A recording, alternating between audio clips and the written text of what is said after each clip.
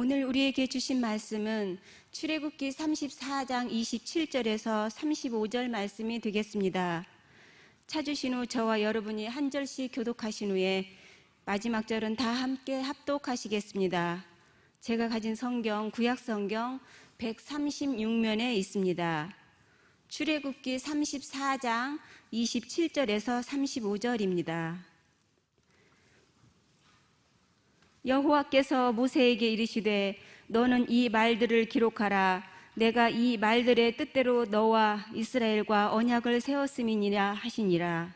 모세가 여호와와 함께 40일 40야를 거기 있으면서 떡도 먹지 아니하였고 물도 마시지 아니하였으며 여호와께서는 언약의 말씀 곧 십계명을 그 판들에 기록하셨더라. 모세가 그 증거의 두 판을 모세의 손에 들고 시내산에서 내려오니 그 산에서 내려올 때에 모세는 자기가 여호와와 말하였으므로 말미암아 얼굴 피부에 광채가 나나 깨닫지 못하였더라. 아론과 온 이스라엘 자손이 모세를 볼 때에 모세의 얼굴 피부에 광채가 남을 보고 그에게 가까이 하기를 두려워하더니 모세가 그들을 부르매 아론과 회중의 모든 어른이 모세에게로 오고 모세가 그들과 말하니 그 후에야 온 이스라엘 자손이 가까이 오는지라.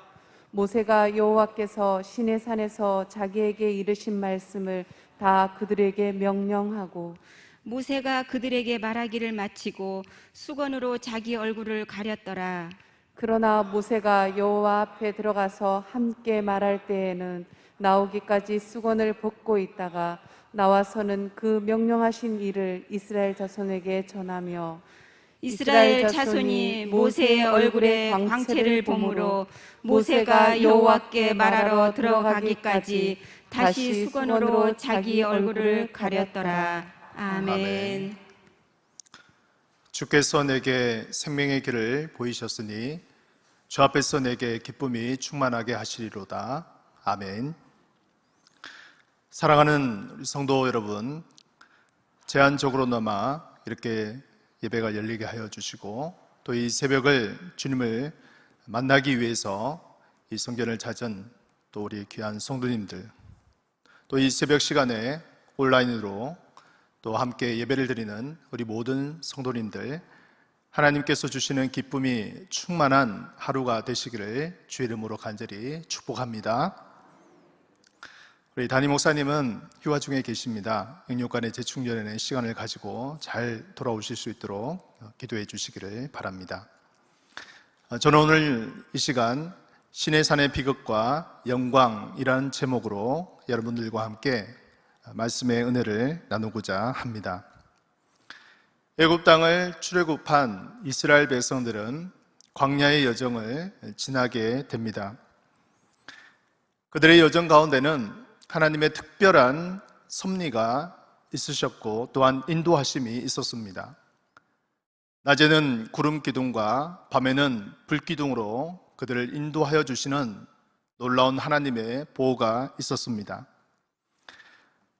출애굽기 19장 말씀에 보게 되면 시내산에 모세가 오르는 그러한 배경들을 가지게 되는데 19장 1절 말씀에 이렇게 말씀합니다.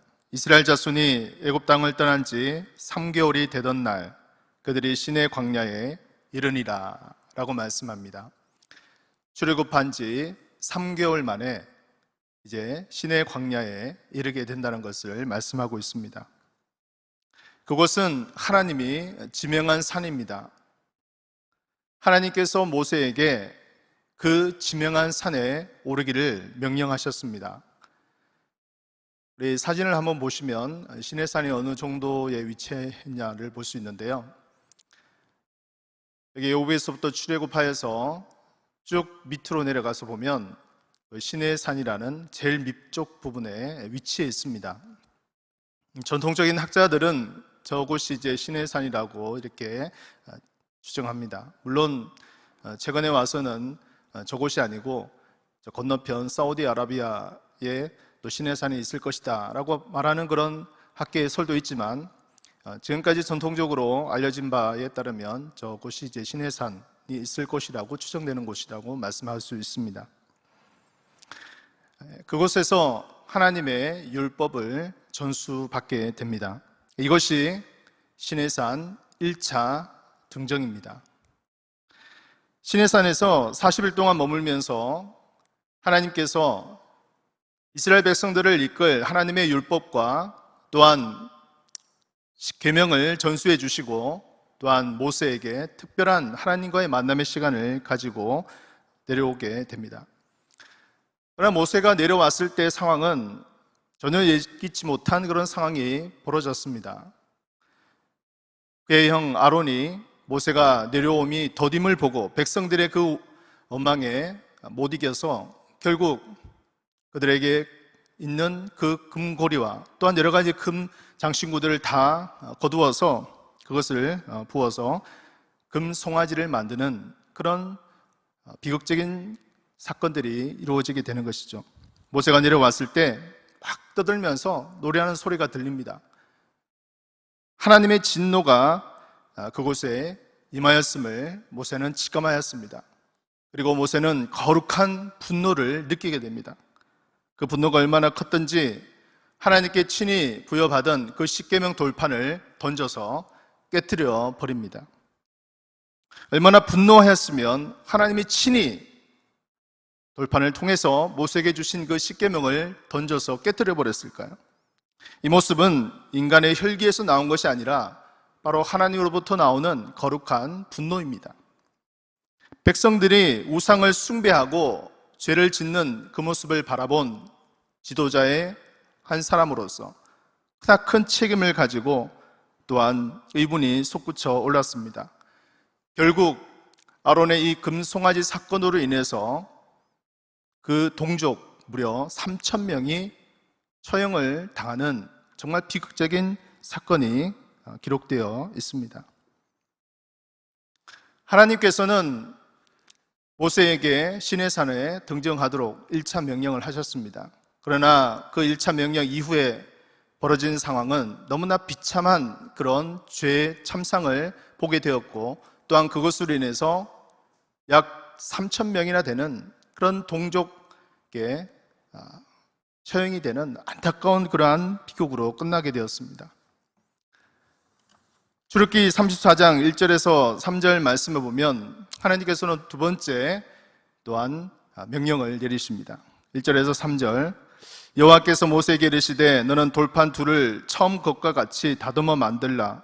내가 깨뜨린 처음 판에 있던 말을 내가 그 판에 쓰리니 아침까지 준비하고 아침에 시내산에 올라와 산 꼭대기에서 내게 보이되 아무도 너와 함께 오르지 말며 온 산에 아무도 나타나지 못하게 하고 양과 소도 산 앞에서 먹지 못하게 하라.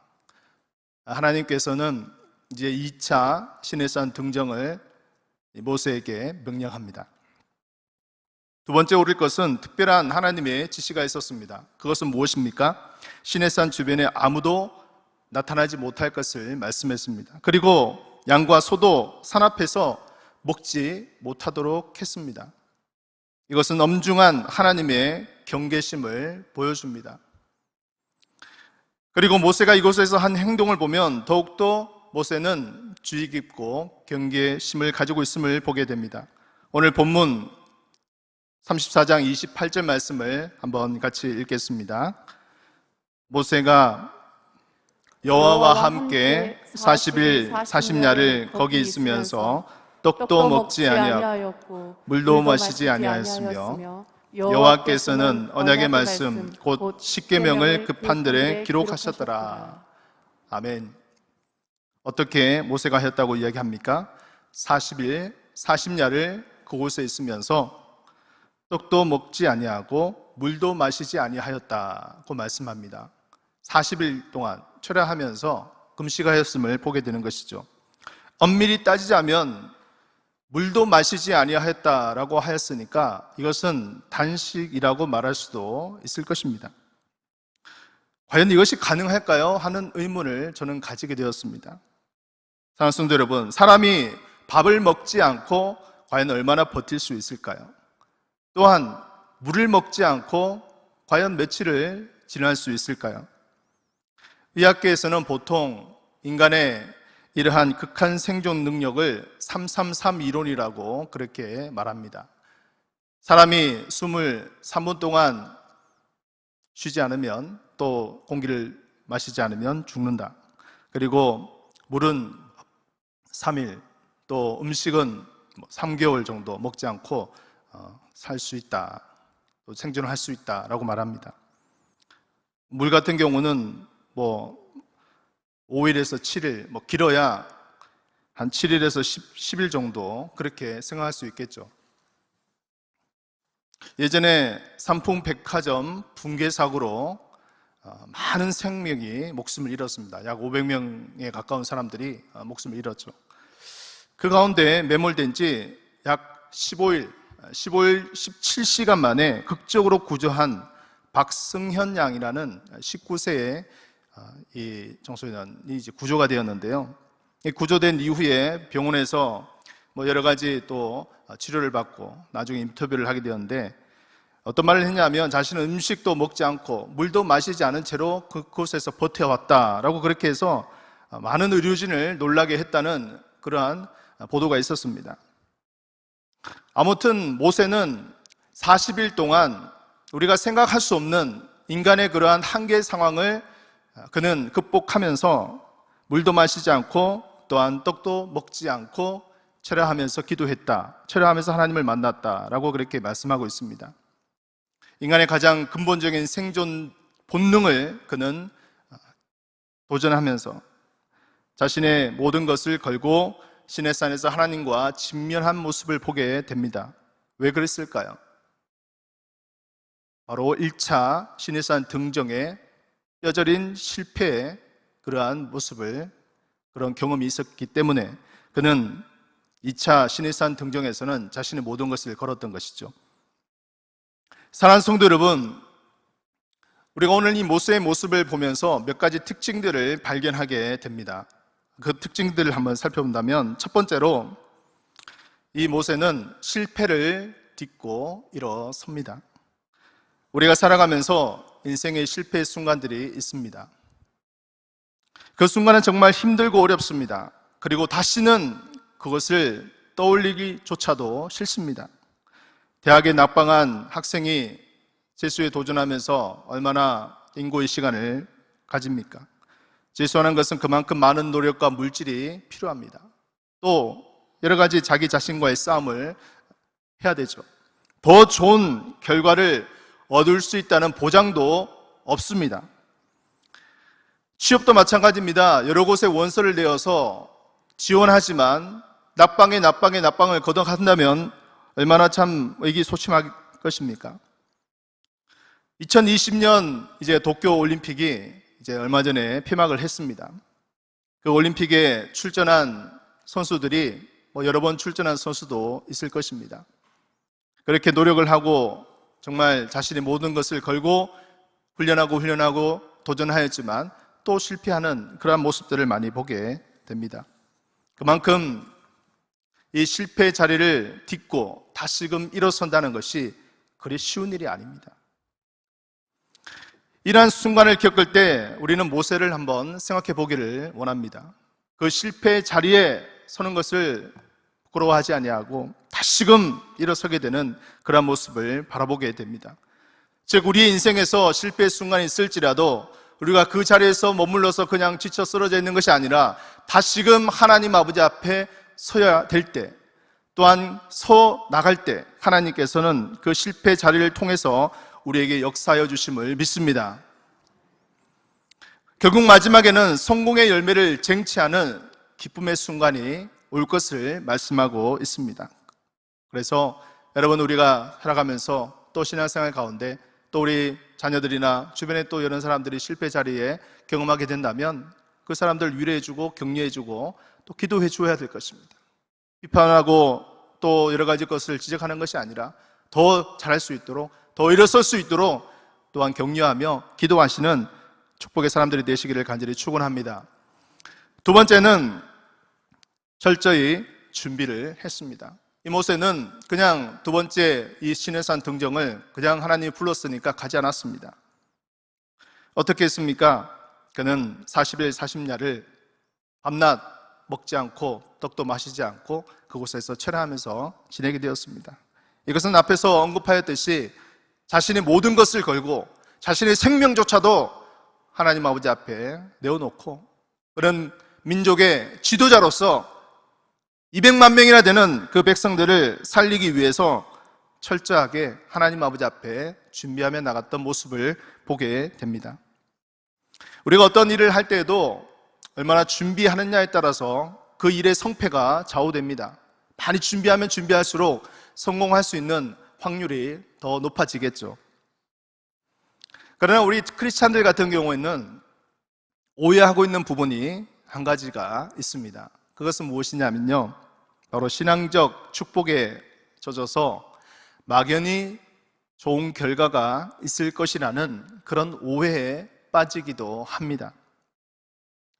성경에는 보면 여러 가지 많은 축복의 메시지가 있습니다. 정말 이 축복의 말씀은 너무나 귀하고 소중한 말씀입니다. 어떤 말씀이 나오냐? 대표적인 말씀, 신명기 28장 말씀, 우리 3절에서 6절 같이 한번 합독할까요? 성읍에서도 복을 받고 들에서도 복을 받을 것이며 내 몸의 자녀와 내 토지의 소산과 내 짐승의 새끼와 소와 양의 새끼가 복을 받을 것이며 내 광주리와 떡반죽 그릇이 복을 받을 것이며 내가 들어와도 복을 받고 나가도 복을 받을 것이니라. 아멘.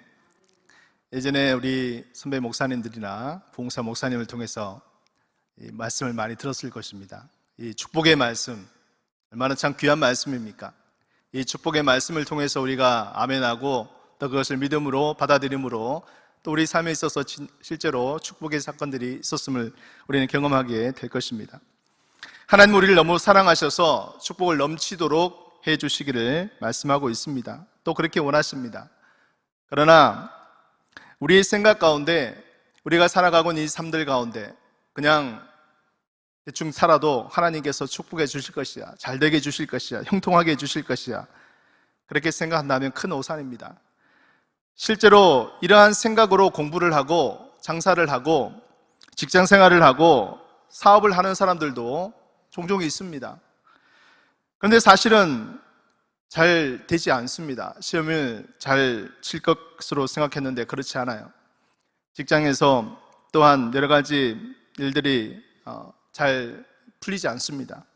사업을 하지만 계속해서 적자가 쌓입니다. 특히 요즘 코로나 같은 시기를 경험하고 있는 우리 많은 성도님들 가운데는 어려움을 겪고 있습니다.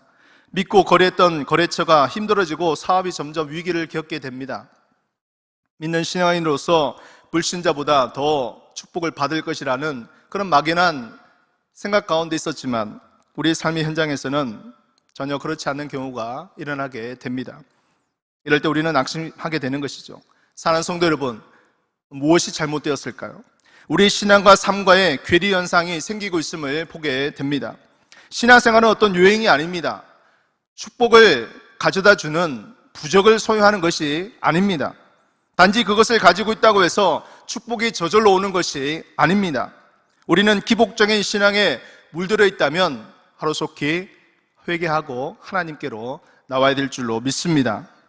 우리 삶의 현장 가운데는 우리가 얼마나 열심히 일한 만큼 하나님께서 그 대가를 지불하여 주십니다.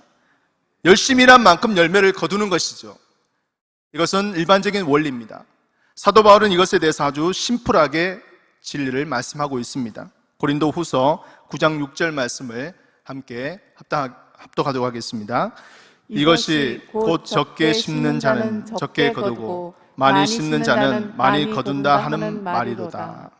아멘. 우리가 이 현실의 노력보다 신앙을 우선시하는 그런 잘못에 빠지기도 합니다. 지나친 축복과 지나친 형통과 지나친 은혜에 젖어서 우리가 해야 할 일을, 우리가 노력해야 할 일을 등한시하고 무엇인가 막연히 우리에게 좋은 일이 일어날 것이다 라고 생각하는 그것 자체가 기복적인 신앙이죠. 요행이죠. 우리의 삶에 있어서 성공은 일반적인 원리를 크게 벗어나지 않습니다. 일반적인 원리는 무엇입니까? 믿는 사람에게도 믿지 않는 사람에게도 동일하게 일어나는 보편적인 원리죠. 우리 삶에 있어서 무엇보다도 우리는 최선을 다해서 살아가야 됩니다. 또 때로는 정말 하나님 아버지 앞에 직면할 때 이 모세와 같이 우리의 모든 것을 걸고 우리 모든 생명조차도 하나님께 걸고 하나님께 나아가 부르짖며 기도해야 될 때가 있다는 것을 우리가 보게 됩니다. 오늘 본문 말씀 34장 29절에서 30절 말씀 우리 같이 한번 읽겠습니다. 모세가 그 증거의 두 판을 모세의 손에 들고 시내산에서 내려오니 그 산에서 내려올 때 모세는 자기가 여호와와 말하였으므로 말미암아 얼굴 피부에 광채가 나나 깨닫지 못하였더라. 아론과 온 이스라엘 자손이 모세를 볼 때 모세의 얼굴 피부에 광채가 남을 보고 그에게 가까이 하기를 두려워하였더니. 아멘. 세 번째 특징은 무엇입니까? 바로 하나님의 깊은 임재를 체험하게 되었습니다.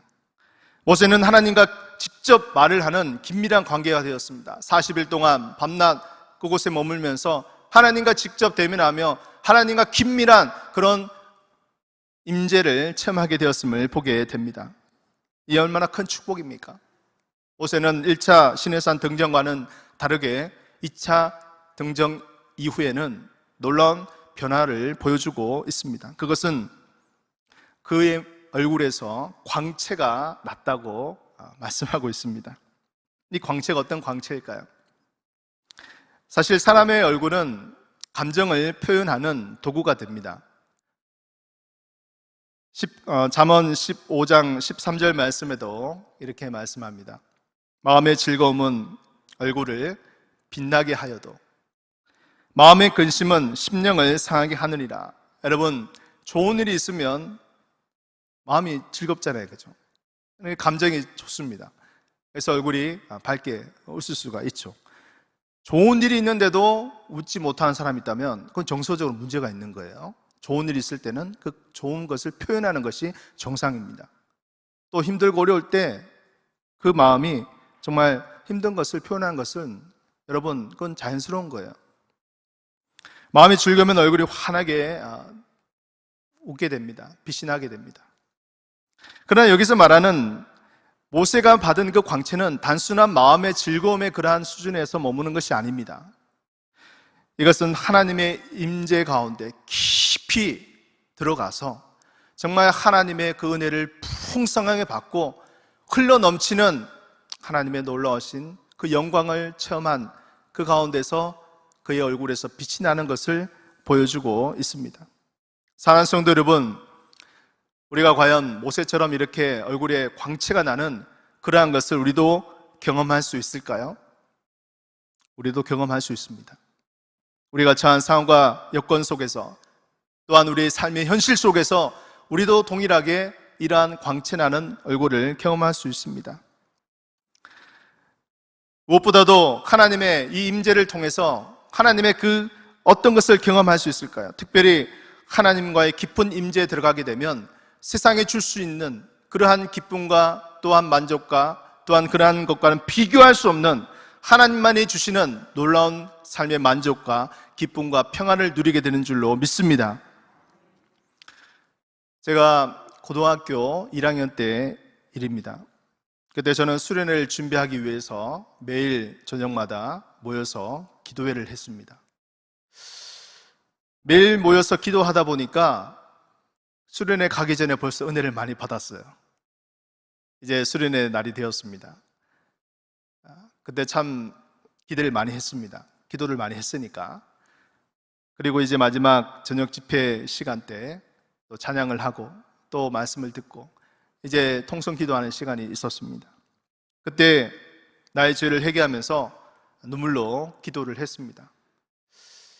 좀 기도를 하고 난 다음에 하나님께서 예전에는 이 죄인이라는 단어가 참 생소했습니다. 왜 내가 죄인이지? 난 크게 그렇게 지은 죄가 별로 없는데 라고 생각을 했습니다. 근데 성령께서 깨닫게 해주셨어요. 나의 여러 가지 죄악들을 생각나게 해주신 거예요. 그러한 하나님의 만져주심이 있은 이후에 왜 그렇게 눈물이 나는지 이루 말할 수 없을 정도로 정말 눈물로 회개하고 기도를 했습니다. 성령님을 뜨겁고 강하게 만났습니다. 그 이후에 성령께서 나에게 말할 수 없는 기쁨과 평안을 주셨습니다. 분반 공부를 할 때 선생님이 저에게 이런 이야기를 하는 거예요. 우리 여러 친구들이 있는 가운데, 대훈아, 너 좋은 일이 있니? 얼굴이 많이 좋아졌어. 밝고 빛이 나는 것 같아. 다른 사람들도 그렇게 이야기하는 것 같아요. 라는 말을 했습니다. 성령님께서 나에게 인도해 주시고 또한 만난 이후에 나의 얼굴이 이렇게 변하는 거구나 하는 그런 생각을 하게 되었습니다. 또한 하나님께서 이러한 성령의 은혜를 체험하고 난 이후에 무엇보다도 내 마음속에 평안을 주어 주셨습니다. 여러 가지 주님이 주시는 그 평안, 주님이 주시는 그 행복, 주님이 주시는 그 만족, 그것으로 내가 기뻐할 수 있고 내가 진정으로 하나님을 향해서 하나님과의 만남으로 그것이 얼마나 큰 행복인지를 깨닫게 되었습니다. 도서관에 갔어요. 도서관에 가서 이제 먼저 공부를 하기 전에 성경책을 편해서 읽었습니다. 그 성경책을 읽을 때 제가 그때 처음 이제 은혜를 받을 때 성경책을 읽었던 것은 우리 여기 권사님들이나 우리 장로님들이나 예전에 이 가로 성경이 나오기 전에 세로 성경이 나왔었죠. 세로로 된 성경. 그 조그만한 세로로 된 성경이었는데 그 성경을 읽었는데 지금 같으면 작고 글씨도 작고 뭐 세로로 되었으니까 얼마나 읽기 불편했겠어요.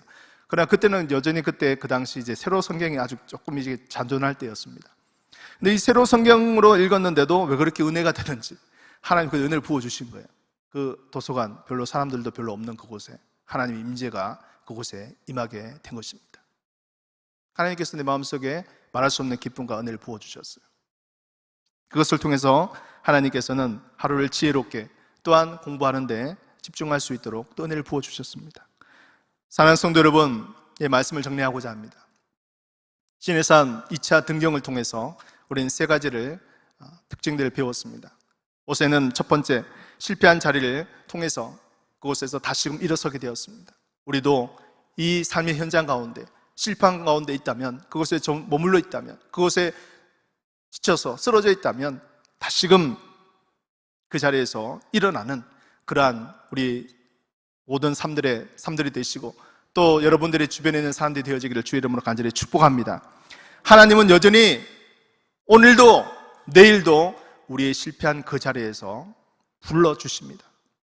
다시금 일어날 힘과 용기를 주십니다. 두 번째로 철저히 준비하며 나아가야 합니다. 하나님과 대면하기 위해서 40일 동안 밤낮 금식하며 하나님께 기도하는 이 모습을 한번 생각해 보십시오. 그의 생명을 그 언약 갱신의 위대한 사명을 감당하는 모습을 우리는 보게 됩니다. 사랑하는 성도 여러분, 우리 삶의 현장 가운데서도 하나님이 주시는 막연한 축복만을 붙들고 있는 것이 아니라 우리 삶의 속에서 주어진 모든 상황 속에서 최선을 다하며 나아갈 수 있는 저와 여러분들의 삶이 되어지기를 간절히 축복합니다. 세 번째는 하나님과의 깊은 임재 가운데 들어가야 합니다. 우리가 단순히 그냥 하나님을 만나고 하나님과 그냥 대화하는 정도가 아니라 정말 하나님과의 깊은 그 만남 속에서 우리의 이 얼굴 피부가 광채가 나는 저와 여러분들이 정말 이 새벽에 제단을 섬기고 또한 하나님께 깊이 기도한 이후에 이 자리를 떠나서 밖으로 나갈 때 여러분이 마음속에 하늘로부터 내려오는 그 놀라운 평안과 기쁨과 또한 축복의 은혜로 말미암아 여러분들의 얼굴에 광채가 내어지기를 간절히 축원합니다. 날마다 주님과 교제함으로 우리의 얼굴에서 진정으로 주님이 주시는 그 놀라운 광채로 환해지기를 간절히 소원합니다. 시편 80편 17절 말씀을 우리 같이 한번 읽겠습니다. 만군의 하나님 여호와여, 우리를 돌이켜 주시고 주의 얼굴의 광채를 우리에게 비추소서. 우리가 구원을 얻으리이다. 아멘. 사랑하는 성도 여러분, 오늘 여호와께서 우리에게 주의 얼굴의 광채를 우리에게 비추어 주신다고 말씀하고 있습니다.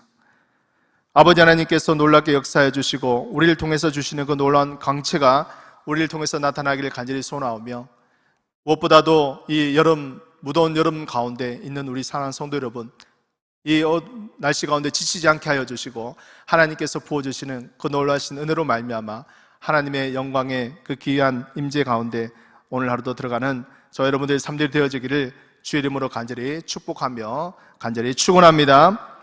이 시간 우리 하나님께 함께 같이 통성으로 함께 기도하도록 하겠습니다.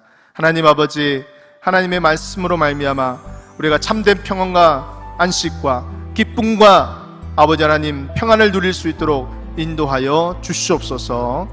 또한 우리의 삶의 현장 가운데 아버지 하나님 우리에게 최선을 다하고 아버지 하나님 앞에 나아갈 때 아버지 하나님 우리가 모든 것을 다해 열심을 품고 나아갈 수 있는 우리 삶이 될 수 있도록 도와주시옵소서. 우리 영화부에서 또한 청년부에 이르기까지 아버지 하나님 다음 세대를 주님께서 붙들어 주시고 고3 학생들 또한 수능을 위해서 또한 다음 주에 있는 우리 청년부 연합 수련회를 위해서 아버지 하나님께서 인도하시고 하나님의 놀라우신 축복의 은혜가 임할 수 있도록 아버지 하나님 또 우리 담임 목사님을 위해서 이 시간 우리 주여 우리 세 번 부르고 통성으로 기도하시고 자유롭게 하시겠습니다. 주여 주여 주여. 아버지 하나님 주님 간절히 기도하고 나옵나이다. 하나님 아버지께서 인도해 주시고 아버지 하나님의 크신 능력으로 채워주시기를 간절히 기도하고 나옵나이다. 하나님 아버지 우리 삶의 자리에서 하나님 아버지 이 말씀을 붙들고 나아가기를 간절히 소원합니다. 아버지 하나님 주님 우리의 모든 모습을 주께서 아시오니 하나님 아버지 우리가 진정으로 주님 아버지 앞에 나아가 아버지 하나님의 그 크신 은혜와 사랑을 충분히 아버지 받을 수 있는 우리 삶이 될 수 있도록 인도하여 주시옵소서. 아버지 하나님 코로나로 인해서 우리가 마음껏 예배할 수 없는 그 자리에 있지만 하나님 아버지 주님께서 우리를 만져주시고 우리와 함께 아버지 역사하여 주신 줄로 믿습니다. 아버지 하나님이여 신의 산 등경을 통하여서 하나님 아버지 모세가 체험한 그